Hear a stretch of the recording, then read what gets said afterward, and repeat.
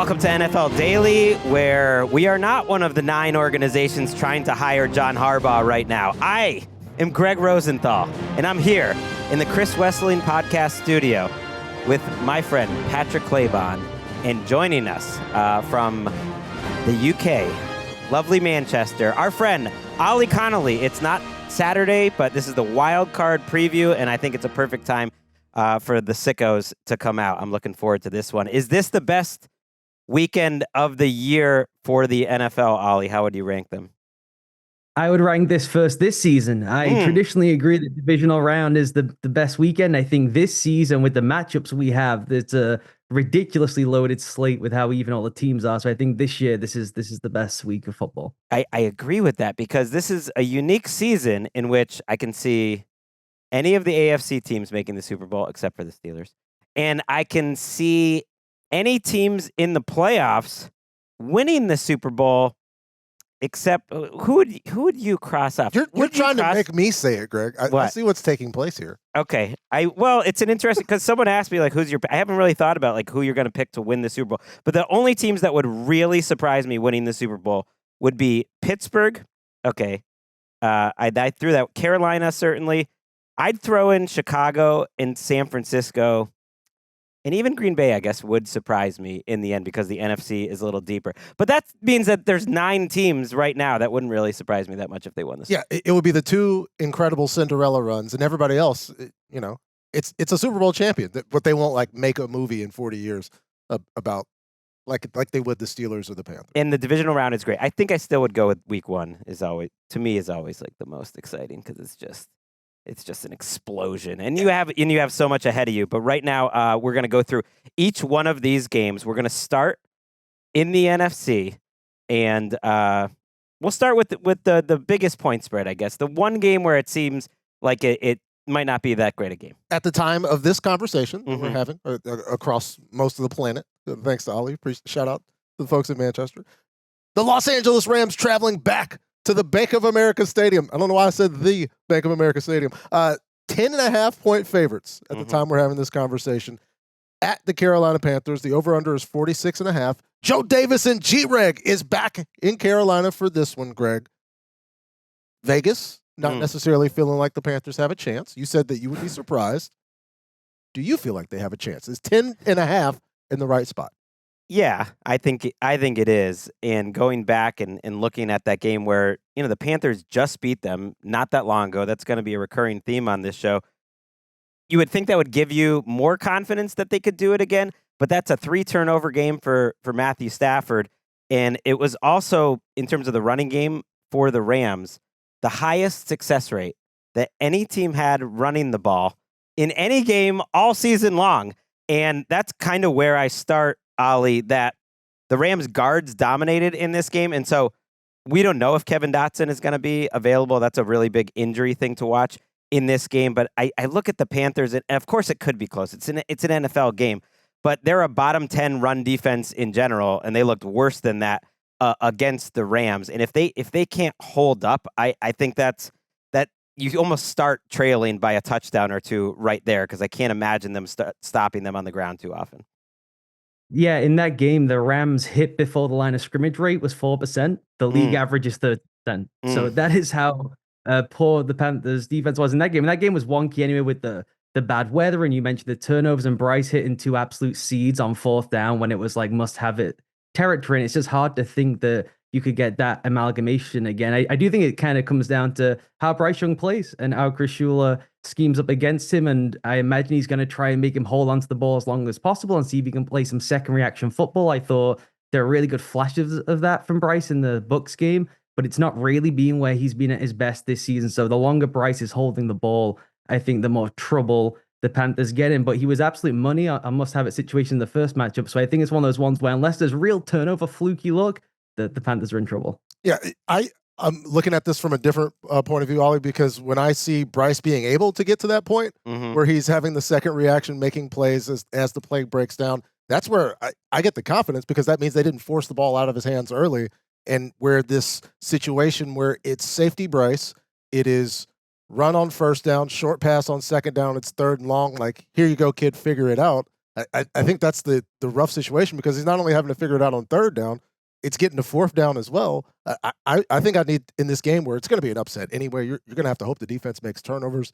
Be aggressive, like not just on fourth down. Why don't we call those fourth down plays on first and second down a couple times? Well, that's the thing about Bryce. I do feel like he's a very hard guy to evaluate in general, but I do think the public perception of him is off because if you put the highlight reel up of his best throws of the season, it's maybe not at Stafford level. I'm not going to go there, but it's pretty high up there. Like, and I think that is the type of offense you're going to have to do sometime. Then again, in the first game, they did move the ball enough. They won a ball control type of game where there weren't a lot of possessions, and they did it by preventing this Rams pass rush from ever getting to him. And I do think that's a big matchup here. The Panthers' offensive line pass protecting is solid, but I was a little surprised. Like only 2 quarterback hits, no sacks in that first game. A lot of that is just getting rid of the ball. But I do find with the Rams pass rush, like they're great individually, Kobe Turner and Jared Verse and certainly Byron Young. But there are some weeks where they leave me a little wanting. Like if you're going to be great, here we are. We're arriving to the playoffs as a group. Like I just want to see them at their very best because I do find them, maybe I'm wrong, but just like a little inconsistent in terms of their best play on a week-to-week basis. I think you're right with that. They're more of like a second surge power rush based group. So it's walking back to the quarterback unless Verse just goes absolutely, maniacal and just starts detonating people in the pocket. So you'll get week to weeks where some guys can just absorb all the power. And if you don't have that like crazy flash speed off the ball, you're not going to be able to disrupt people every single week. And I think that is where the Panthers group is at their best, is they are just big, lumbering, powerful guys. Why they can knock people off the ball in the run game and they can hold up against power and pass pro. It's when there's like real shotgun or speed, depending on the talent level of the player, where they get themselves in a bind. And so that is, I think, a pretty fair matchup for the Panthers there. I do agree with Patrick on how Bryce should be used. It's whether Dave Canales has the trust or not in a giant game back in the playoffs. They are completely at their best when they go empty. It's all in Bryce's hands, and he can play point guard and then drive the ball down the field. That's always where he's been most productive from college to the NFL. If you look at any of the data since he's been in the league, the most efficient, explosive plays in football come when Bryce Young is in an empty set. They have often gone away from that when it's a crunch time game against good teams. And I think we'll know within the first 2 drives whether Canales feels his guys got it or not. And if they try to hide Bryce Young, I think that's when they will get themselves in trouble. They just got to go all in with the chips. It's like, let's bet on Bryce, let's bet on turnovers. And if we get, whacked by 30, we get whacked by 30. Yeah, and those are the options. What it feels like, it's either they get absolutely run out of the stadium while having a chance to win and being aggressive, or they can try to slow the game. The game's already going to be slow. Like they're not a generationally bad run defense like they were a season ago. They're still giving up for almost 4.5 yards per carry. Yeah, and we saw the way that the Buccaneers were able to play the second half in that game, where it's like Baker Mayfield wasn't even involved in the proceedings. Essentially, they were able to run the ball, and the window for success for Carolina gets so thin because like the number of possessions is always low. Right, they can't get off the field. It's also, but just because they can't run the ball, and I'm going to stop talking about their running game. Just it really, I think, is a problem for them spiritually moving forward, coming off this season where they should feel good that their entire point of this team build, the offensive line, and their running backs have really let them down. That they are bottom 2 in success rate and EPA per play since week 10. This is not a small sample size. It's half the season, and that is the way I think that you want to beat the Rams. I think flipping to the Rams in terms of their offense, you probably get Terrence Ferguson back this week, and maybe that's not the hugest deal in the world, but you do get Devontae Adams back this week, your beloved, Ollie, who with all 3 tight ends that they like to use. We actually haven't seen like Higbee, Ferguson, and Parkinson all together. It's very athletic. I think Higbee has made a difference returning to their lineup in the last few weeks. I mean, they love them some Tyler Higbee. So it gives them kind of every option that they would want offensively. Where do you think they attack? How do you think they attack in terms of the passing game?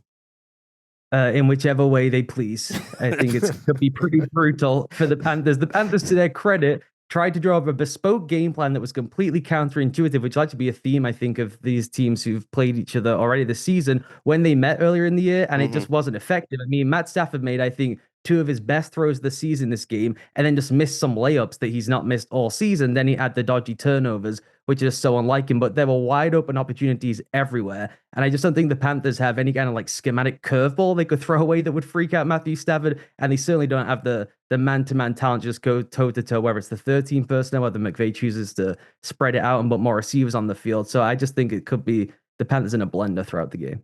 It's a rare opportunity for a team playing the Rams that, at least in some aspects, personnel-wise, between Mike Jackson and J.C. Horn, they have a chance. I feel like they have a better chance, oddly enough, against Devontae and Puka than they do against the tight ends in the run game, where it's any litany of options that McVay has to really take advantage of a defense that's struggling.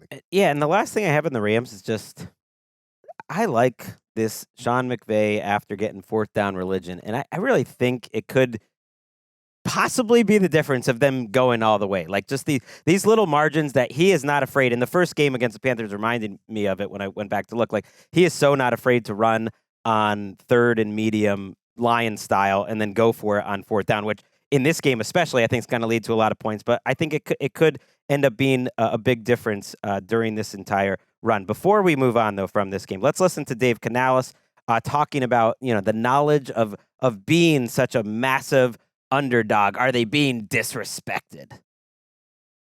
Well, while I understand that there's always the favorites and there's always the point spread and all those things, we can't really think about that, and I know that the guys are aware of it. I know that I'm aware of it. I see it on TV.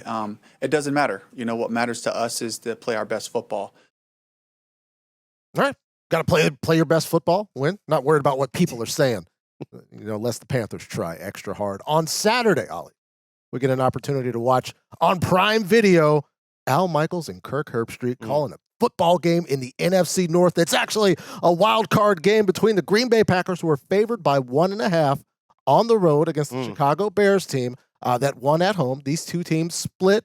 They both won when they were playing at home. The over-under is 45.5. Do you see a break in the trend, or does the home team win once again? It's really, really difficult to say. I know that's a cop-out. The first game was so strange. The second game was so strange. Both teams completely shape-shifted how they played everyone else during the season to play each other. Do you just repeat that again when it's the third go-around? I don't fancy my chances allowing Ben Johnson to see two game plans that were kind of completely different to everything we've done all season, letting him have a third crack at that. So this, to me, I think is the most difficult game of all of them to pick. I agree that. Well, there's two. I think this one and the Bills-Jags to me would be the two. Not that that's a hot take or anything. But when you say that you thought the Packers defense did something different each time they played the Bears than what they did all season, what do you mean by that? I mean that Jeff Hafley's game plan, and I'll just say this, and I hope I don't get in trouble, I thought he was disrespectful to Caleb Williams. If you go and look at the cover zero rate and completely against trend from Jeff Hafley at Boston College all the way up to the Packers, it was night and day difference in terms of the depth of the defense, how much pressure he sent. And the only other time he's done that to that degree with an all-out pressure look is against J.J. McCarthy and Jalen Hurts. So that is what he thinks of Caleb Williams. And I think if you give Ben Johnson a third go-around with that, and I thought they caught them really well in the first game, that Ben Johnson had built a plan to attack Hafley's traditional defense. Hafley throws the curveball. They caught them cold. They adjusted slightly in the second game, though I don't think quite as well. And just more Caleb played better in spades in that second game. I don't think you can give Ben Johnson that kind of head start in a third go-around. Yeah, and it was the highest blitz rate that Caleb Williams faced when these two teams played against each other. And overall, it worked. I mean, look, the Bears, I don't know what to think sometimes about their offense, because obviously it's a great running game. Caleb has improved a lot. He's gotten out to QB Island. The throw he made to win this game against the Packers is our throw of the year. And it wouldn't surprise me if he just has some moments that are the difference in this game. On the other hand, as a total offense, you think about the first half of that Packers game, right? 3 points, 71 yards. That was where all the blitzes were coming. Then they come on late in that game. In the second game, they had 3 points. At the end of the third quarter. And it was a little bit more about complementary football and the Packers holding the ball in that game and not quite finishing drives. There was some weird play call. And then I even think back to last week, and I know Ben Johnson kind of said afterwards, well, it wasn't our most complex game plan, which almost felt like he was making excuses for losing to Dan Campbell again. I mean, they didn't score in the first 3 quarters of that game. So it's hard for me to see them as like an elite offense. Lately, they've kind of been an every other week offense, and they have been elite every other week. Like you think that Browns game, they were awesome. The 49ers game, certainly they were awesome. But I'm not sure if I'm like quite there with trusting the Bears as an offense compared to, like, let's say the Rams or the Patriots or many of the more consistent offenses. Including like a Philadelphia Eagles team that's also been like spottedly inconsistent, but we've seen the sustained success in the past, and you have to go back to those weeks where you go against the 49ers team with no pass rush. Right. That's, once again, famously given up the most passing completions in NFL history in a single game to Jacoby Brissett. Like, we get the games of the year. Like, I hope we get a re-air of that on NFL Network. They used to ask me to do that, to us to do that. I don't think they did last year. I got to see what's going on. Yeah, it's an erasure of Gregg Rosenthal and a great game there, but it's a big part of how you can affect this team. But since the Micah Parsons injury, the ability to affect the pass rusher, and I know that they have to scheme up ways to do it now, it becomes a little more difficult. You're giving Ben Johnson more time now in terms of what the full limitations of what Hafley has available in terms of options to affect Caleb Williams, and where you can look at those first halves and say, oh, the Bears, I don't know. But you can also look at the second half in the end of those games and say when all of the circumstances are available to what the defense is going to present, can they execute? They have. Right. And the running game is obviously going to be so big, and that is what you trust in more than anything. If you were guessing who the guys that the game plan is built around, Ollie, I think about the fact, DJ Moore makes that catch. Since that moment, and it was very recent, he's only had 2 catches. It's like he's had 18 yards in, and he's not part of the offense that much. And it feels to me like it's a Luther Burden, Colston, Loveland offense. You think you get Rome Odunze back potentially this week? He is back at practice. It does, kind of sound like he's possibly back. Kyler Gordon is also back at practice. They haven't activated him off IR. Just going through injuries while I'm here. CJGJ, the safety, might be out, Chauncey Gardner-Johnson, for this game. And Zach Tom sounds like he might be back for Green Bay. So a lot of important injury stuff there. But where do you think like they build the passing game out of in Chicago? Has to be Colston Loveland. And I think DJ Moore doesn't get the ball because he regularly just quits on plays mid-play. And I don't think that Ben Johnson, who is like a footballing psychopath, is down with guys just having like a highlight career moment and giving up on plays as they tried to make the playoffs. What Hafley did in those first games was not just blitz, but he blitzed with 2 deep safeties. He basically mimicked the Brian Flores defense to go after Caleb Williams. And I actually thought Caleb's game against Minnesota, where the stats weren't that great, was his best pure quarterback game of the season. If you're going to do that, you just naturally leave. You think about it, there's 5 or 6 guys in the rush, there's 2 guys deep, there's just a big void in the middle of the field, which is typically where Ben Johnson has most of his success. So I think it all comes down to Colston Loveland. If Odunze is available and you have that kind of big body in the slot, that would be really beneficial. And it comes down to Caleb recognizing and picking up what he's seeing and then just having a quick trigger. And he's going to have a quick trigger to Colston Loveland, and hopefully it's designed up pretty well by Ben Johnson to get him some pretty easy buckets early in the game. But I think it's Loveland here who could decide the game. If you're watching us on YouTube and you see the litany of Caleb highlights where he's out on the edge making plays, I think Monangai, and obviously Monangai and Swift having success in the run game early, sets it up where Caleb can be able to get out on the edge and make plays, and not to limit the amount of options that the Green Bay Packers offense has, but it's tough to see a healthy Jordan Love with almost the full complement of offensive skill players, minus the massive absence of Tucker Kraft late in the season, against the Bears team that needs to make turnovers to get off the field. Yeah, so that's the only way they get off. We haven't seen Jordan Love since that game either. Since he took that, it is really weird to play 3 times in 5 weeks. That's what it is, right?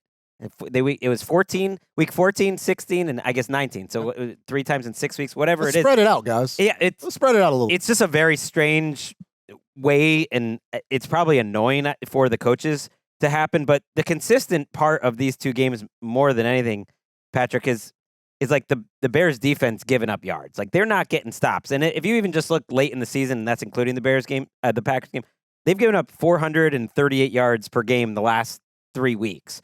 Whether it's the Lions or whether it's the Packers here. And look, I'm excited. I kind of wanted Jordan Love on QB Island, but he didn't make it. He got booted off at the last second. I didn't stand up for it, so I own it. That was my decision. I ultimately, like, he wasn't there the last few weeks of the season, and Caleb Williams had some great moments. But as a Jordan Love fan, and thinking about like the experience that he has and getting Zach Tom back, and you mentioned the health, like it is exciting to think about him versus this defense because he has some of the most dramatic pressure, non-pressure splits in the NFL. And his splits while pressured aren't terrible. It's like they're like average. But when he's not pressured, it's him and Drake May and Matthew Stafford. Like he's right there with the two MVP guys. And so if you can protect him, which usually you can against the Bears, you have good standing. And another reason it's a great matchup because Jordan is a chance taker. He will take these chances against the defense that relies on them. But can they do so in a way that facilitates a pass rush that's not going to have Christian Watson running free in the secondary with no CJ GJ? I think there could be a capacity for a score fest here. I like it. This is an exciting game.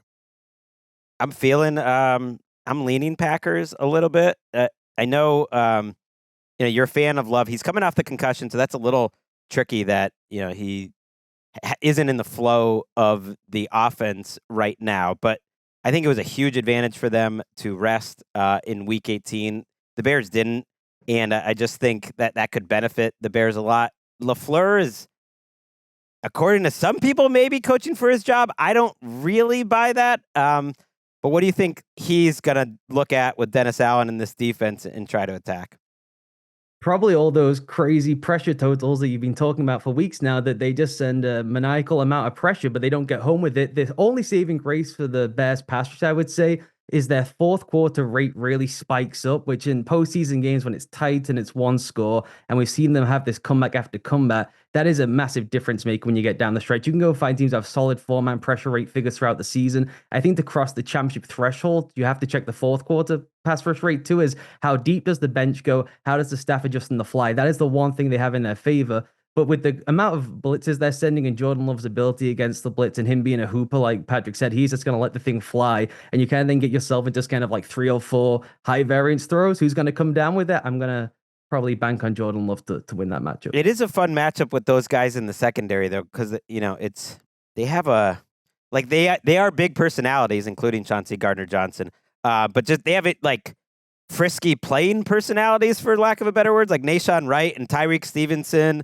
And Jalen Johnson, who's maybe not been like full Jalen Johnson since the return. Like I kind of, if they're gonna win, I feel like it's gonna be back to front, and maybe Kyler Gordon ends up being a huge X factor. I mean, if he's fully healthy, he's the best player in that secondary, and you could see those playmakers being a big difference in this matchup, and ultimately being able to cover what the Packers and what LaFleur throws at them. Yeah, and as much as correct, Kyler Gordon is probably the best individual blitzer in the league. So if you're looking for what can decide a one-possession game, is it going to be a strip sack fumble? Is it going to be Jordan Love thinking I can go win a championship on one throw and Kyler Gordon comes screaming into the backfield? If I close my eyes and think about how did the Bears win the game, that's probably more of what I picture than them just going like lockdown for 2 or 3 drives to just get off the field. I do like to think like big picture too. It would be crazy annoying if you're a Bears fan. I mean, you're going to feel good about this season anyways, but if your season ends on 3 straight L's and one of them is to the Green Bay Packers, it's not going to be as sweet, as it felt 3 weeks ago when they're in the 1 seed. Let's actually listen to Ben Johnson kind of asked about everything that's happened and changed for this organization. Just like I told those guys after the game, we're mentally prepared to play for 5 more weeks. And so that's our intent. How do you do that? You go out and you win the first one. And so we're going to come in today and we're going to have a great day today. Meetings, walkthrough, short week, opponent that we know. And we're going to get ready for this one. And we're going to go all out for this game. And we'll worry about the future when that time comes. But now it's not the time to look back and reflect. And I love that. I love the coaching matchup. I do love that both teams are as healthy as they've been maybe all season. The only one out of practice right now is Gardner-Johnson. Ozzie Trapila, who's their left tackle, is practicing. Braxton Jones, who they could decide, he hasn't played almost all season since very early. They could decide to start him at left tackle, but Odunze, Kyler Gordon, they're all there, and that's great news. like if the Packers lose, they'll be on what? Like a 4-game losing streak to end the season? 4 or 5? There are real belief from smart people who are tied in that this LaFleur Packers thing could possibly come to an end. I tend to believe that like he's trying to get as much leverage, whether it's money or whether it's power in the organization. And maybe that's why we're hearing about these things, because it would be crazy the crazy part of the coaching cycle is there's a chance here that like the Bills lose, that the Steelers lose, and that the Packers lose, and that any one of those 3 head coaches who are, great coaches could shake loose. And the Packers is the one that I don't believe. I feel like it's some sort of posturing. I don't know why. Well, yeah, there's the graph, right, on Coach Danger, and then the conversation related to Coach Danger, and the conclusion of the contract is where those things intersect, where there's a whole lot of conversation from people to other people whose job is to provide, whatever side of one conversation is being had to another person, because Matt LaFleur would like to be compensated better probably than ranked 17 in terms of coach compensation, and the Green Bay Packers would probably like him to stay there. That seems to be part of it, is that maybe they're a little cheap with their coaches sometimes. There are also, some whispers about with the new president that Gutekunst is maybe kind of elevating, and LaFleur doesn't want to be reporting to Gutekunst when they Palace intrigue? Yeah, where they used to be separate. I will say this though, Greg. It makes no sense given how good he authored. I agree. That's what I'm saying. 15 years covering the league, he authored the best offense I've seen in my entire time. For him to not already have like a 5-7-year contract extension, to me is laughable. And I get there's some game management stuff. You can go find a dork out of Harvard to help you with the game management stuff and do the Andy Reid, you age over the course of your career. Building an offense is really difficult. He navigated from one era, from Rodgers to Jordan Love, was instrumental in the play development. And yet Ed Policy has come in there as the president, and it seems like he just wants to change the Pack away. They spend big in free agency. They draft a wide receiver to get the fanfare on the TV show as the host in the draft. And the fact that he has said publicly that I don't like having a lame duck coach, but he won't sign the guy to a contract extension going into the final year of his deal makes me think there is a bit more smoke. And I will just point out ever so kindly, the agent of John Harbaugh, his dad, is the former president of the Green Bay Packers. And we're talking about who is this extra team who's been calling about Harbaugh 45 minutes after he's fired, and who employs a coach who's sniffing around and taking a look. I'll just connect some very, disparate dots. I would have made a trade 4 days ago. I know. Sure. Yeah. Good luck. Honestly, maybe Matt LaFleur would take that trade too, and I would think the Baltimore Ravens would. So maybe you get your best wishes. The reason, I don't buy it is it just doesn't make any sense. I'm with you, Ollie. That is going to be really fun. That's on Saturday night. Let's take a break, and we'll wrap up the NFC with a banger. The number 1 slot. This is the number 1 draft pick, is the Sunday afternoon game. And so 49ers-Eagles is apparently that game this year.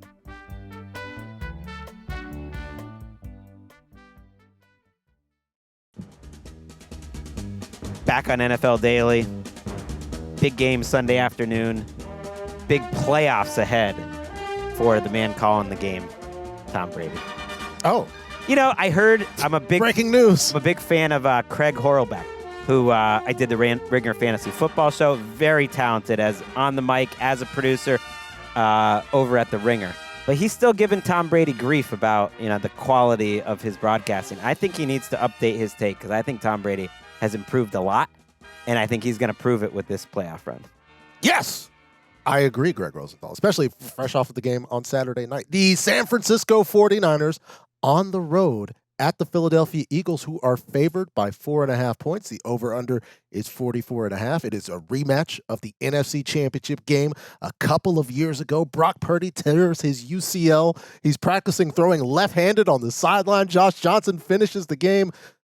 The Philadelphia Eagles go to the Super Bowl, lose to the Chiefs, and now it's time for revenge. Kevin Burkhardt, the aforementioned Tom Brady on the call. Who wins the football game, Greg? I'm going Eagles. Certainly, this, in the middle of the week, we don't even know if Trent Williams is going to play. That's massive. He did not practice on Wednesday. Ricky Pearsall did not either. which I think is a significant injury. Pearsall sounds less likely to play than Trent Williams, but that was one of the biggest issues with the 49ers last week against Seattle. The left side of their offensive line, now I forget who's the guard, Burford. Like the two of them, it was like you hurt two positions by losing Trent Williams, because you go from like a first ballot Hall of Famer to a sub, below level starter at left tackle. And then the left guard spot looks worse too. And you think about that matchup against Jalen Carter and against Jalen Phillips. And it's great that they got them some rest last week. And that it feels like no matter how you look at this game, I just feel like it's going to take something special from Purdy. I think he's capable of doing something special, but without Trent Williams, it's going to be like another level of how special it would have to be. Yeah, and I think not just special from Purdy, but special from Shanahan. This is one of those ones where if he wins this thing, if Williams is out and you go through Ayuk and Bosa and Purcell, you should just give him a gold jacket walking up the field and say you can coach with it through the rest of the playoffs. Because he's going to have to scheme receivers open against that secondary and washing out eligibles, because he's got to try and bail out for the fact that the left side of his line is imploding on every other rep. So it just feels like too tall of a task. For as poor as the Eagles' offense is, it's still, I think, a slight advantage over the Niners defense. And then it just becomes down whether it becomes, I think, a rock fight or a track meet. If the Niners can move the ball effectively, and I think Kyle Shanahan can do anything, but this is about as tall a task as he will have had against that group with what he's having to roll out there with, then I think the Niners have a chance. If they can get to even 28 points, they maybe have a chance. But I still think that's a tall order with what's going on with the injuries. Yeah, I think the only chance is to take advantage of the run game off tackle, where they haven't been able to have that success here recently, because what Vic Fangio and the Eagles can do, where Cooper DeJean has been deployed right around that spot 10 yards around the line of scrimmage, just off the edge of the tackles, where it's like, okay, well, what's our CMC plan? You have to have a CMC plan so the 49ers aren't getting 4.5 yards every single time Brock Purdy drops back. I think the Eagles, as well as, oddly enough, the Seattle Seahawks, are the two teams best positioned to do that, and the 49ers are having to play them in back-to-back games. And then I don't think the pass rush is going to be able to bother Jalen Hurts, because I don't think they can bother anyone. Right. It was an unfortunate way how it had to end. They obviously had to play last week. It was such a big game.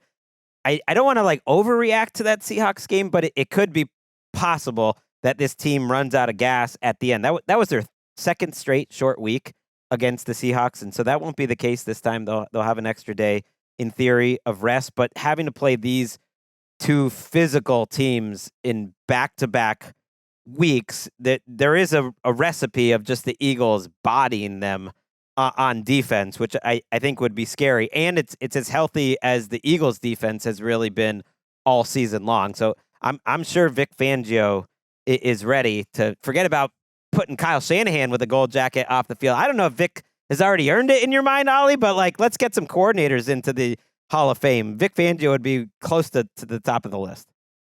Oh, yeah. My own personal shrine of coordinators I have at home. Vic has his own room in there.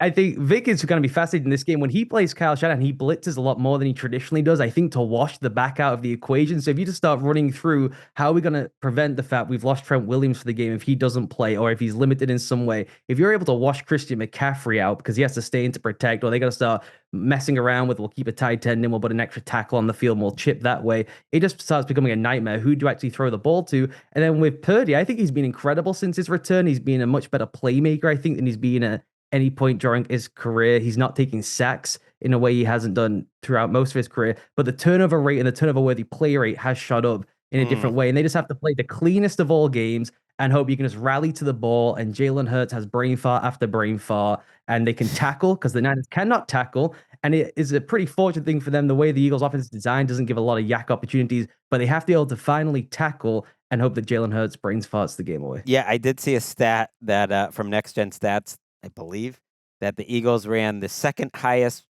amount of hitch routes, just like coming back to the ball of any team in the NGS era. It was the Justin Fields Bears, I think, were a team that was on that list as number one. Yeah, Kyle Shanahan's just, look, you're gonna have to manage the game really well. And to get just like big picture, I do think Brock Purdy could have a moment, because he's not quite at the like Herbert Drake May Stafford level right now, but he's not far below it where like you could see him carrying the team in a way that even he wasn't able to do a couple years ago when he nearly won the Super Bowl. We also got to wonder, like, if playoff Jalen Hurts comes out, that's the hope for all Eagles fans. Let's actually listen to Nick Sirianni kind of talk about how this Eagles team finally got back to where they wanted to be. They got a home game. They're in the playoffs, and they can try to put all the drama of the regular season behind them. I mean, we were here in this spot because you want to run it back and you want to play and compete again. That's part of the reason why you're here. I mean, that's any game. I don't like. If I'm playing sorry with my kids and I win, I want to play again and go again. So I don't let them win that often, but sometimes I do. But yeah, I think that's just the competitive nature of and why there's a reason that the people are in this building because they have that hunger. I mean, they might be watching that press conference and then Dad is letting them win. There is a world that. What were you going to say about the sorry? Well, I was imagining because I'm sure people are going to ask Jalen Hurts, the consummate competitor, in terms of quotes, how he feels. And I thought about before the show when I heard that sound, how Jalen might react. And he would say, if our children are allowed to win, it's because we've already won. He's got a quote for every situation. And, he is the Jordan Brand ambassador. And part of the myth, it's not a myth. Part of the story of Jalen Hurts, and I guess this Eagles team, is that Jalen Hurts has played his best, in Super Bowls. Maybe not always in the wild card round for what it's worth, but it has played his very best in the playoffs. There is a world, and I think it's the perfect matchup for them. Like this or the Bears would have been perfect for them. There is a world where they just show up in the playoffs, and they're freaking awesome. Because they have awesome players, and specifically the way that they could get back to just looking like a team that's going to go win the Super Bowl is to have some favorable matchups for the offense and get on a roll, start feeling a little more confident and realize like, oh yeah, we have A.J. Brown and Devontae Smith, and this is the perfect matchup to possibly do that and put up 35 points. You would need to get that cohesion where everybody's on the same page about how they're going to attack a team. The thing that I'll remember about the 2024 Eagles is that moment in the Super Bowl where they want to run the specific call. Jalen's waiting for it, and Sirianni calls it, and they know that once they execute it, that they're gonna throw a touchdown to Devonta Smith, and they're able to do that. Where I think they all have the confidence that they can execute there, but I don't know if they're all currently agreeing on how they're going to go about that. And I would hope that all those hitches are just side adjustments, and it's what the defense is doing because they have that talent. But a lot of it feels very familiar, very predictable, and it's been the overall critique. And not that they need to go out and try a whole bunch of stuff and do a whole bunch of stuff. I would just like to see them execute to the way that they have in the past, because we know we can do it. Like with this group of players can execute. The problem they have is that I think, as Patrick alluded to, I think they are unified in what they want it to look like, and it just stinks. Unfortunately, I think it is all the hitch routes, the go routes, everything is a return to the quarterback route structure, so Jalen Hurts gets the big target. I think the receivers, as we have kind of seen, are probably upset with that one, with like a little bit more play design in there. But the idea of them getting hot in the playoffs, I think, boils down to, well, Kevin Patullo is still there. The offensive line is nowhere near the same as when he had the two best games of his life, Jalen Hurts, in the Super Bowl. So that to me is the major differentiating factor. And then even defensively, I think this idea like the pass rush has come alive. Those guys run so hot and cold week to week. And yes, they have dominant one-on-one players when they turn up and play at their best. But the four-man pass rush still has not been through the final 5-6 weeks of the season anywhere near the level they should be with their talent. They're still behind the Bears, the Titans, the Bengals in just straight four-man pass rush since week 12 of the season. That is nowhere near where they should be at if you just lined up who they have one-on-one. And they could just turn it on for the playoffs defensively. I believe that that's possible. But I just don't see some magical formula where Kevin Patullo is suddenly in his bag and Jalen Hurts is rolling around and making plays in the scramble drill like he's done in the Super Bowl. No, it's just the offensive line specifically playing better somehow. And that's probably unrealistic to happen. Against this opponent, I don't know. Right. Lane Johnson is very questionable for this game. They sounded as a team pretty optimistic, but it's a hamstring injury. It's a serious injury. And then Brian Baldinger, who like literally works out at Lane Johnson's house on Tuesday on his show, said like he kind of said he didn't think Lane Johnson was going to play, which who knows? He was at practice for what it's worth on Wednesday. So he's doing something at practice, but I don't think they really know if Lane Johnson's going to play, what kind of Lane Johnson it's going to be. And in my head, they improved the running game down the stretch.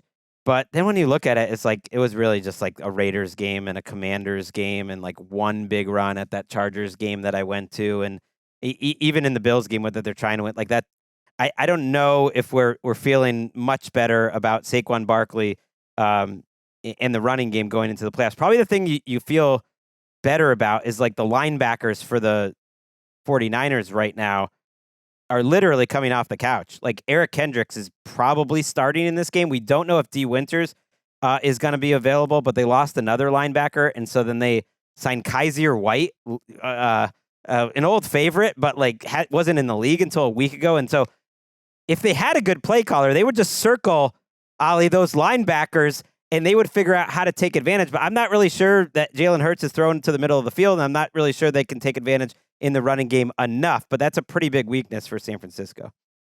Yeah, and they can't tackle anyway, as I alluded to, at all three levels. So really, it should be, can we just get the ball to the middle of the field? Can we get the ball to Saquon in space, and we'll just take over from there? I mean, the idea of not just throwing the ball, little crosses to Devonta Smith and letting him take it to the house and beat two guys, that should just be the number one play in the game plan. And yet it's probably still going to be a nauseating amount of like hitches outside the numbers where all that stuff becomes quickly irrelevant. So I'm prepared to be very frustrated as the Eagles put up 30 in some mind-numbing way at the end of this game. Yeah, I feel mostly the same, but I feel pretty good about the Eagles. I think I'm going to take the Eagles and the points. Take them to cover. Yeah. Just say, would like the 49ers defense, and I know Robert Sala's accomplished a lot considering the circumstances, just talent-wise, things leading birds there. On to Sunday at 1 p.m., Greg? That's right. All right. The Buffalo Bills, 1.5-point favorites, Ollie, over the Jacksonville Jaguars, who were so hot down the stretch. The over-under is 51.5. The game's on CBS. It is Jim and Tony on the call. Are the Jacksonville Jaguars, Ollie, being disrespected by this line? I think they are being disrespected by the line. I do think whoever wins this game will go to the Super Bowl. That's my hot AFC take. And whichever team comes out of this will do it, because it'll either mean the Bills have got a little bit more in them and some of the second half production has made its way over somehow into the first half of games. They never win on the road in the playoffs, so that'll be McDermott getting over some kind of thing if they're able to do it here. And I think this Jags team is an absolute wagon. And if you took the decals off, this would not be anywhere near a 1 point spread. It would be 6 or 7 or something like that. But because of the Josh Allen factor, you've got to factor that in too, obviously. But I just think the Jags are a significantly better team all the way around. I tend to agree that it's just, it's the Bills. Well, it's Josh Allen. And actually the line, for what it's worth, I think started even or even 1 for Jacksonville. And so the public is going for Buffalo. And as you like to say, Patrick, it's just based on getting as many people to bet as possible. But I've infected Greg. But they don't want to be wrong, but maybe they're seeing the money's all going on Buffalo, and they feel good about that. Move. Right. And that's to me, the Jaguars should be, at least 2-3 point favorites, plus they're at home. You're thinking of the different ways that the Bills can win. And I think this is one of the toughest games to pick. And I think you look a little below the hood at the numbers of the Jags defense, which has been outstanding. Like they're third overall in EPA per play allowed on defense. Their DVOA is all great. The strength of schedule has been great. For what it's worth, they're 19th against heavy personnel. So that's either with 2 or 3 tight ends on the field. I don't know if that is a sign because they're kind of a lighter weight defense that doesn't hold up as well. They're not as versatile. I'm not smart enough to know, but that is something that the Bills should be able to lean into. Dalton Kincaid was one of the few Bills who played the entire game just about last week, and he looked good. They wanted to get him back and fresh. You got Dawson Knox. You got our guy Hawes, and I think they can go heavy, and I think the running game can work out of that. And certainly Josh Allen and using the tight ends and James Cook in the passing game. Ty Johnson was out of practice on Wednesday, which is interesting.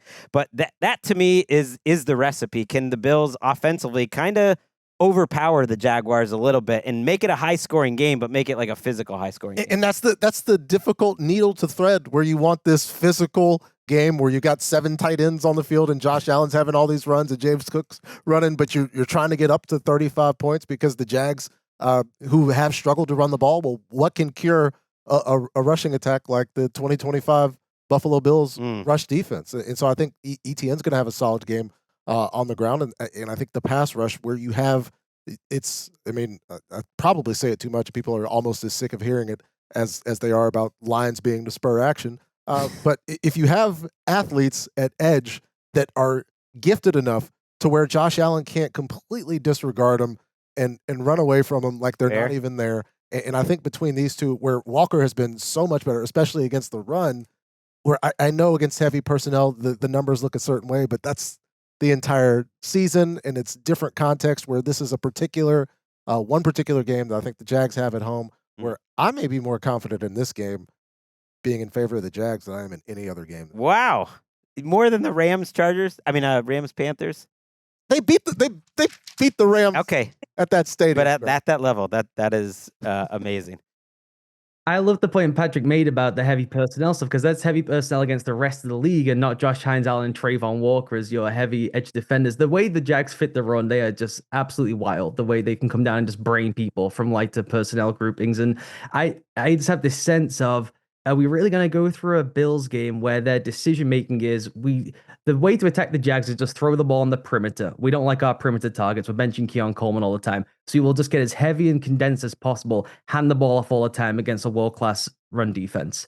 And then what? Josh Allen has three third downs to try and play hero ball to decide the game. I just feel like we've seen them do that so consistently that I'm not willing to buy in that it'll be so different this go around. And so if the Jags can just even hold that neutral, which is a strength of theirs, obviously running the ball is a strength of the Bills too, I do lean slightly that the Jags can stone the thing more so than the Bills can push them off the ball. And then if you get into third and long against this Jags defense, even with Josh Allen, obviously you always want to side with Josh Allen, but I would just give the edge ever so slightly to the Jags there too, because the receiving core. Yeah, Jordan Lewis is not coming back. He is out for the season. He was playing really well as a slot corner and had that injury late December. So it's Jerry Jones. I don't know if he's a guy to pick on. He's actually, to my eye, played pretty well. And I don't think there's a lot of areas to pick on. Maybe it's some of the secondary depth for Jacksonville. But again, that's more on the outside where Buffalo doesn't really have the horses to take advantage. Josh Allen's taken a lot of sacks this year, more than ever in his career. So it could be a big Josh Allen sacking Josh Allen moment, which he also had like 5 years ago. Like we went through this all before, but it could be a really big moment for kind of America to realize how special this duo is. Because Hines Allen, he started off well this season, but man, he finished great. And Trayvon Walker also was outstanding down the stretch. And I think people are going to see those two guys and see Devin Lloyd and have a chance to realize, like, yeah, they're really special. Like the Jaguars might be the favorite in the AFC. It's hard for me to pick a favorite, but I agree with you in terms of like taking the decals off the jerseys. They might be the favorites. Yeah, I think the problem for the Jags defense is they get in the vicinity of people a lot. They bother people. They don't always finish the deal. And this is a game where you got to get Josh Allen on the floor if you're going to try and knock them off in a playoff game. And if there's anyone who is less unbothered by just guys being around and it being a muddy pocket and having to stick one arm out and throw someone off, then go make a throw, it's obviously Josh Allen. So I would like to see Hines Allen have an excellent game where even if there's a limited pressure rate, you would almost take away, we'll take away 10 of the pressures if we can get even 1 or 2 of the sacks. We just got to find a way to get off the field and not have Josh Allen extend drives. Yeah, Sean McDermott was interesting for a few reasons in his press conference, but this is obviously a big moment. The dumbest take in sports media this week is how like the Bills have no excuse now but to make the Super Bowl or win the Super Bowl now because Burrow and Lamar Jackson, and I'm like, no, they're underdogs this week. What are you talking about? Like there is an excuse. They have a shot. I'm with Ollie. If they could get past this game, like they have as good a chances as anyone to make it. And yeah, you could look at experience a couple ways. There's a lot of older players on this Bills team, but they have been together a while. I think that continuity overall is a bonus. This is McDermott on their playoff experience. The experience is I've been here, we've been here, and so that comes with, like, I guess it brings some level of, call it seasoning, and you would hope poise and composure as we prepare this week and go through our process. I look at when I think about their continuity, and you think about the guys that they're going to need to step up this week. It's like it's Epinesa and it's Rousseau and it's Joey Bosa, who hasn't been there a while, but he obviously a veteran player. We don't like they have some real old guard guys out there, Milano and Jordan Poyer, and it's those guys stepping up. But more than anything, it's this offensive line, which has been together like untouched for 3 seasons, I think now. Both guards are free agents this year. Maybe not quite as good this year as previous years, but still really good. And if I'm thinking of like a route for them to win, it's like, it's a group that's been together forever. They could just be the best offensive line in the league for a month.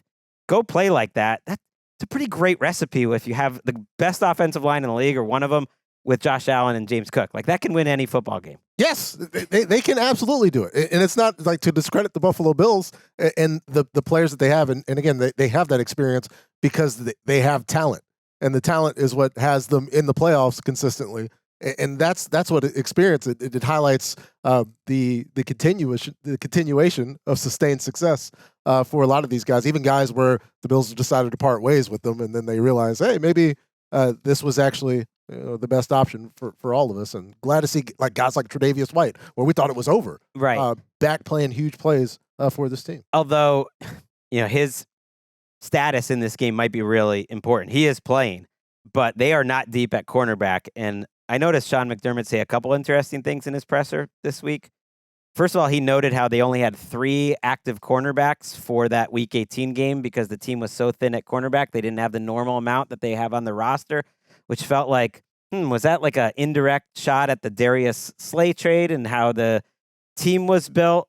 And then he mentioned his absolute love for how great Jacoby Myers is, how underrated Jacoby Myers is, what a great acquisition Jacoby Myers is. And I don't know. I couldn't help like putting one and one together and thinking like we got Brandon Cooks and we got Darius Slay who retired, and meanwhile, this team has Jacoby Myers, and my defense is going to have to deal with the force of nature that is second half Trevor Lawrence. Yeah, I don't really know what this experience is that he's talking about. They're 0-5 on the road in the playoffs. With him, the head coach. What is the great experience? From what I understand, they've had heartbreaking loss after heartbreaking loss. Three of them in Arrowhead, to be fair, like at the peak of Mahomes, and the others were kind of like Tyrod Taylor and early Josh Allen. But fair enough. Yeah, and heartbreaking loss after heartbreaking loss. I think the experience matters when you go to a Super Bowl and you got to deal with the 2 weeks off. Otherwise, it's not like the NBA where the game changes dramatically in the playoffs, outside of like the blitz rates and stuff change like that ever so slightly, but it's not so discreet as it is if you're playing in the NBA or something like that. So I'd rather just have the better roster. And I think that the answers he's giving on the second half of that, where he's talking about Jacoby Myers, is indicating he thinks he doesn't have the horses the Jags are coming with. It's the ability to make plays in space that has been the problem for the Buffalo Bills defense like season long. And then I'm thinking about ETN out in space, Parker Washington, where, especially the offense changes so much when Brenton Strange comes back. And then there's just so much talent and so much space for them to cover where it's like, all right, Josh, here you go. Get out there and do it. Like smash yourself into oblivion for 4 quarters and give us a chance to win. Do you think McDermott's got it in him, Ollie, to have a great designer game plan with the roster that he has that does confuse Liam Cohen and Trevor Lawrence? It's a great coaching matchup when the Jaguars have the ball.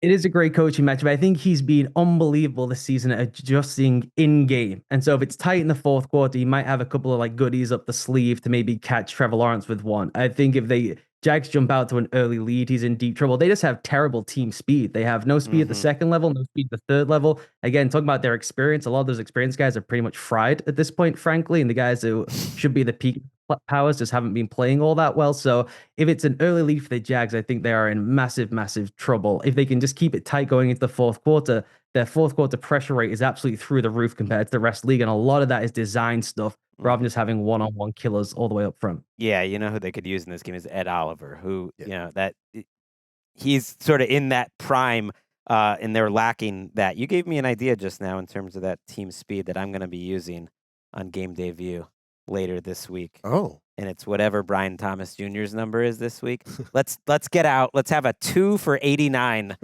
Brian Thomas Jr. game. And whoever that friend that you met on the golf course that was a big fan of Game Day View this week will see me pick that game. How about Patrick Claybon getting recognized in the wilds? Yeah, they're like, oh my, you work with Gregg Rosenthal. No. That's how the conversation went. Let's take one final break and we'll wrap up. I think the best games of the week are actually in the AFC. We'll finish there in a few.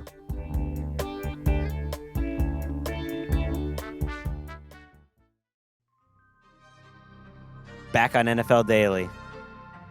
It's been a while since I experienced what Patrick did the other night, and that I will experience on Sunday night, which is watch my team in the playoffs and then immediately go into recording a show. It'll be me, you, and Nick Shook taping our recap of the Sunday games because they gave Sunday Night Football to Chargers Patriots. This is such a... The AFC is... I love the AFC matchups, but these last two, Bills, Jags, and Chargers Patriots, are my favorite games of the week. And hopefully, Greg, a better result for you, perhaps. Although I know maybe a little house divided situation with the folks here in LA, or that. I mean, I'll be happy. I'll be happy for Justin Herbert to get a big time win and watch them go on their journey, and my allegiance will change if they win that. Yeah. All right.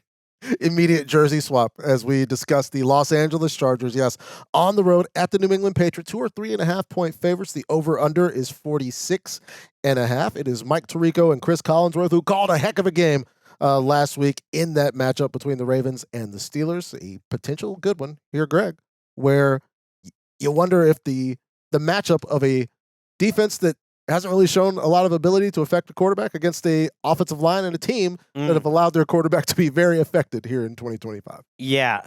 Starting on that side of the ball, like, I'm really curious if Jamari Sawyer is playing. Not a big name, but he stabilized their left tackle position at just a normal rate, and he's like their third left tackle. But once you got down to fourth and fifth, it's just a total disaster. And the Patriots are getting healthy at the right time. They had Milton Williams back last week. It sounds like they will get Harold Landry back this week. They also could get Tonga back, who's been a good, run stopper and just like pocket pusher in the middle of their defensive line. It makes a huge difference. Like, Harold Landry is another injury that like kind of has gotten slept on. And so if you can get after Justin Herbert, like, that's great. But these two quarterbacks have kind of proven all year that they can get it done when they're under pressure. And if I'm the Chargers, like, this was the matchup I wanted because it's the pass rush I'm least afraid of, even if everyone is healthy. And I think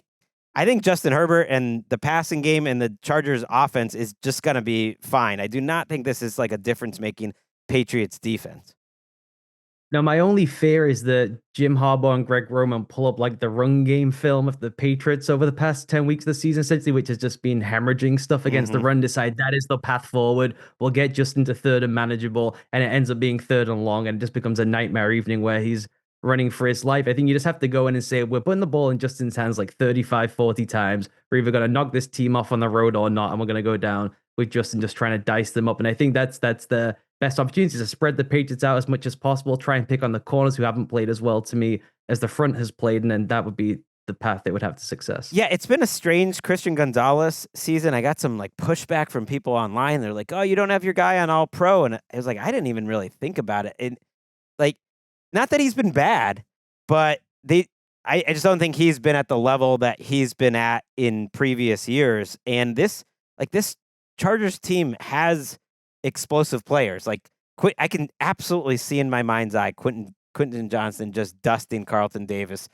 for a long touchdown, and Herbert making really great third down plays and picking on them over the middle of the field, whether it's to Gadsden or Allen or McConkey, and it just being kind of a great showcase for like two of the best couple quarterbacks in the entire NFL. I was really surprised to hear last week Greg Olsen calling the game, and he was just so complimentary of what a great defense the Patriots are. And I do think they're playing better now, maybe overall, but they're not a great defense to me. I think they have a lot of holes. And in terms of the holes, how they can patch those up, because it was interesting watching and looking back at Mike Vrabel's availability from today. We're having this conversation on Wednesday, and there was discussion about the problems that Greg Roman has created for him in the past, when a lot of those problems were really just Lamar Jackson Right. In terms of, I don't know that the scheme that Greg Roman is cooking up is presenting Mike Vrabel with a whole bunch of things that's going to keep them up. It's the players, and the way that at times the offense can put Justin Herbert in a position to be successful. A lot of that's just 10 being 10. But the opportunity for him, I think, to not play last week is the reason that you can have some cause for positivity and belief that they can go in here and pull off this upset, because it's a lot like the game that the Buffalo Bills are going to have. It's the quarterback, despite all of the circumstances against them, going up against another team that is more on the same page on offense, is more consistent on offense. They're able to do what they do, which is get buckets consistently and making explosive plays. Where that's been a thing all season, and I don't care what the schedule says. If it's that easy, everybody would do it. Right. The one thing I will say on the Lamar Jackson point is Mike Vrabel's head does melt down against scrambling quarterbacks. I think it like offends his sensibilities seeing a guy just like run around the arc and take off for 8 yards, and he starts adding more and more bodies to the line of scrimmage, and then he starts getting ripped over the head, and you can just see his brain kind of be frazzled mid-game. And so I think that if the Chargers really commit to this, a Justin Herbert scrambling designed run game, let's get Vrabel in his own head, and then we'll open up those one-on-one shots you mentioned to Quentin Johnson and Gadsden and McConkey down the field. I think that is the best path forward for them in this game, because Vrabel really does have a tendency to just get frustrated by scrambling quarterbacks. And I think about how this season started. Justin Herbert, week 1, scrambling the little sassy slide that he had. And I think of the game I was at against confidence. Yeah, against the Eagles and so many other games where his scrambles have made the difference. And these are two of the best, if not the best, scrambling quarterbacks in the league. They are both near the very top in terms of scrambling rushing yards and scrambling passing yards. So they can beat you in structure and they can beat you out of structure. I just think that the structure overall that Drake May has in terms of the offensive system is superior, and that side of the ball is awesome. Josh McDaniels versus Jesse Minter is great, and kind of the obvious point here is like the Patriots are an explosives-led offense, and they're going against a team that prevents explosives as good as anyone in the league. You got to think, Ollie, that Josh McDaniels is looking at this Chargers defense, like they can be patient. They have shown they can, but especially using their running backs and tight ends, I think against the Chargers to try to create explosives that way might be the way that the McDaniels tries to zero in this game. Yeah, unbelievable matchup. I'm probably going to have to go for a cold shower between quarters to calm myself down with these guys. That is the thing to me, is who is going to break the hand first, who will gamble first. I think that Josh McDaniels will be so willing to be patient and ride it out. And if he just has to run the ball constantly and take the checkdowns underneath, and then maybe if the game is tight in the fourth quarter, let Drake May go and rip one down the field. I think he'll be so willing to just say, this is totally fine with us. We'll take 5-6 yards a clip and just sustain drives. And Jesse Minter may somewhere have to say, I'm going to have to roll the dice here and send the house to try and get some pressure on Drake May. I think the only way that happens is if there are no clear out routes. I think if the players are there, Drake May is wired specifically to play football in this particular way, where I think he could call it short all he wants. You got to play the way that the guys play. I think that would definitely. Be and I will say that Minter doesn't change much week to week either. And you saw even in the Texans game, a team who lives in like, we sustain drives. We can't really do an awful lot else, and we can't even sustain drives that well, frankly. But they're able to hit a couple of huge explosive touchdown throws because they know exactly what the defense is going to be and based on the formation. So McDaniels will have a Rolodex dating back 20 years now against a specific look. We know, and they'll probably, I would hope, say to Drake during the week, these are the 3 or 4 we're going to get to early. Can you just kind of stay on schedule during the early stuff? I'll go create the magic if you need to. Trust me, we'll get you 4 3-point efforts when you want them. But so I think you can kind of build that in a little bit more and say, hey, it's the first playoff game. Their offense isn't very good. Let's just stay in the game and not try and throw the thing away early. And, Minter's, I feel like, been a little more creative since their bye week in general, just throwing some fun stuff out there.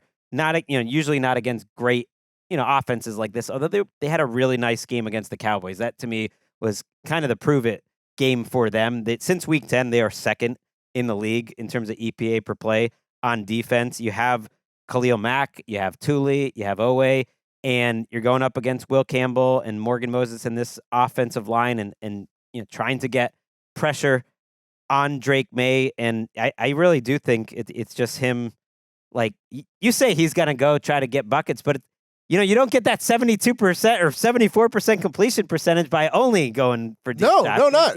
He's willing to go for it, and I think the difference maybe right now in terms of my confidence with them that's different is I'm way more confident in their running game today than I was at really any point in the season. Ramondre Stevenson just had like 3 of the best, weeks of his life, and Travion Henderson is making these big plays. And I think overall the Patriots have quietly kind of evolved into the team that their record says they are. Whereas like they were a little lucky early, but I think they've actually just been a better team, especially running the ball late. And I think they'll be able to be patient against a Chargers team that likes to, have not as many guys up front, stopping the run. Yeah, and there's many different routes to explosives, and the Patriots seem to acquire them in every different aspect where they can. It's a good football team, Greg. Don't worry. I should be worried. This Chargers team, I do give something to the fact that it's Harbaugh year 2, it's Herbert year whatever it is for him. That I think that is an advantage, and it is a very they have some flaws, but it's a very talented Chargers team. There's not a team in the AFC field that I don't think the Chargers could beat. Jacksonville might be tough. That was a tough matchup for the first time. But let's say the Chargers win this game. I don't think the Broncos want to see the Chargers next week. It is not a normal 12 seed. It's a 12-win team. It is, but they also have comfortably the worst position group there, maybe one of the most important position groups in the entire field. And I think the Broncos would be giddy right now if you told them that was who they got to face when they get to go there on the biggest weakness in football. Now, Justin Herbert would terrify anyone. They couldn't score a touchdown off the Chargers' backups. I got my guy Marlo Wax looking like Fred Warner out there. They didn't have a freaking touchdown last week. They had 12 points on offense. Come on. Understand that that's a Bo Nix issue, but is that going to be any better against other groups? I'm not so sure. I love Jesse Minter. I think every single team in the league looking for a head coach right now the first call should be to Jesse Minter. But there's the offensive side of the ball, and it is so just reliant on, can Justin Herbert go hero mode and cover up all of our failings? There are some design failings, there's some personnel failings. Can he make us whole 5, 6, 7, 12 plays a game in a postseason against great defenses? Now, this is not a great Patriots defense, but they have significantly more difference makers up front than what the Chargers will be able to put up to try and stop them. I am going to pick the Patriots in this game, but I might do the cowardly thing on our show where we pick the scores and do what's called threading the needle, so that the Chargers, they're closer than 3.5, but the Patriots win. That's kind of where I'm landing. It's not. There's nothing cowardly about that. It's just like splitting the difference, choosing to evaluate relative to Vegas's expectations, which are generally generated in order to make the most money that they possibly can. The final game of the weekend. How about the Steelers being home underdogs? I feel like they're setting a trap for us. You think a trap? Well, I mean, the whole Tomlin thing. I usually think these historical records are completely meaningless, but something about them winning 23 straight home Monday Night Football games spooks me a little bit in the Mike Tomlin of it all. Well, we'll see if the Houston Texans, a 3-point favorite, can be Ghostbusters to Gregg's spookiness at the Pittsburgh Steelers. The over-under is 39.5. Yes, it is on Monday Night Football, so Joe and Troy and Lisa Salters, the entire gang on the worldwide leader there for a great opportunity, Ollie, for Aaron Rodgers to show that despite what everybody has seen in 2025, he's going to hang in there and attack a really good pass rush. How do you see it go? I see it going him on his back fairly consistently. High fives all around. Will Anderson and Daniil Hunter and everyone. I do think the best thing going for them is Aaron Rodgers' brain and quick decision making, and facing a defense you know exactly what you're going to see. They play the same stuff down after down over and over again. So having a full week to be able to game plan against that, I think maybe gives them a slight added advantage. Having DK back is obviously instrumental. The on-off field numbers with DK in the lineup versus him off the lineup are as wild as you'll ever see with any individual players. So there is a path there, I believe. I just think the Steelers' defense is not at the level it should be to take advantage of how poor the Texans' offense is being consistent. I think they haven't. I agree. It's by statistics, the worst Tomlin defense that's ever made it to the playoffs, which is crazy to think about. But when you think about the other side of the ball, how we started, I do love listening to that beginning of every Mike Tomlin press conference where he just talks about the opposition for 15 straight minutes, trying to just kill the clock. And he did talk about our favorite duo, Will Anderson and Danielle Hunter. Will Anderson and Hunter are simply the most dynamic edge rush tandem in the National Football League in 2025. They got 27 sacks between them. I think it's 12 for Anderson, 15 for Hunter. They're a formidable group. You could talk about the things that you need to do schematically to minimize them and all of that. It's nothing that they haven't seen. We better stay out of a bunch of one-dimensional passing circumstances, because if we're in those circumstances, we're going to be in trouble. Wow. Shots fired to TJ Watt and Alex Highsmith, I guess, there. I would include Nick Herbig in that mix, but they only played him 13 snaps last week with TJ Watt coming off a busted lung. Like, some of the decision-making there kills me. He just, like, Aaron Rodgers looks like he's playing a lot better. And then when you sort, and I know they're season-long numbers and stuff, but, like, when you sort, he's still second to last for the season in success rate, ahead of only Cam Ward. And I think, well, is that just because, when he's pressured, it's just at the bottom? It's like, no, when he's not pressured, it's not that good either. It's still not very good. And yet they've won 4 or 5 games. Like, these are 2 hot teams. Like, they've won 4 or 5 games, and they haven't all been easy opponents. And the Texans have won 9 straight. I think Aaron Rodgers has actually earned like a small benefit of the doubt that he might just pull something, out in this game, because he has been better down the stretch. Yeah, I mean, he won that game, which is essentially a playoff game with Adam Thielen and Scotty Miller and Calvin Austin, and needing touchdowns multiple times in the fourth quarter to make it happen. Yeah, and we could, all the lack of ability of the Ravens to generate a pass rush. But even then, like, we saw the ability to kind of constrictor down the field, 6 5-yard completions over and over again. Keeping the other team's offense off the field, where I don't think that's as much of a priority. I know Houston's been better as the season goes on here, but it's really about surviving and sustaining drives and being able to get those 2 or 3 plays. And Aaron Rodgers can definitely do that. Not to demean Aaron Rodgers. It's just when they're not able to do that, what does it look like? And I think it could go left rapidly. Yeah, it's going to need to be a big Jaylen Warren and team MVP Kenny Gainwell type of game. It is. I still think it will come down to Rodgers at this stage of his career. He's getting rid of the ball so much quicker than everyone else. In a playoff game, which doesn't look like it's going to be, but could be his last game in the NFL, is he willing to stand in and just get absolutely rocked 3 times to make big-time throws? I think he actually might. For a playoff game, he may do.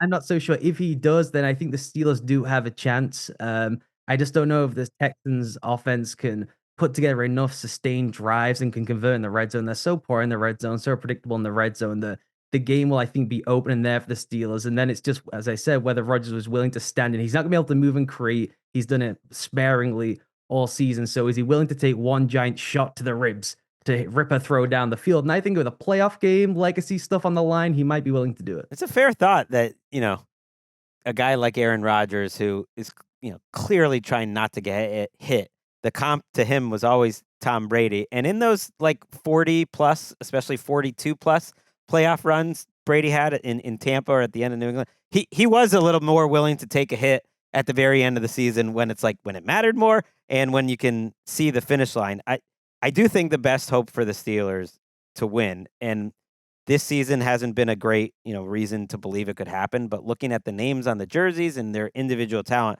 is just that this Steelers defense balls out, that Cam Hayward is his absolute best and Derek Harmon is his absolute best, and TJ Watt and Highsmith has been awesome lately. I definitely have concerns about the secondary, but you think of that group and Herbig going up against this Texans offensive line, which is better, but is certainly not great by any means, and just thinking that they could have a couple tip passes and a couple negative plays in terms of sacks, and that they dominate against a Texans offense, which is better, but still below average by basically any measurement. Like, they've improved to average, which they're getting pats on the back to, but it's like they're not good.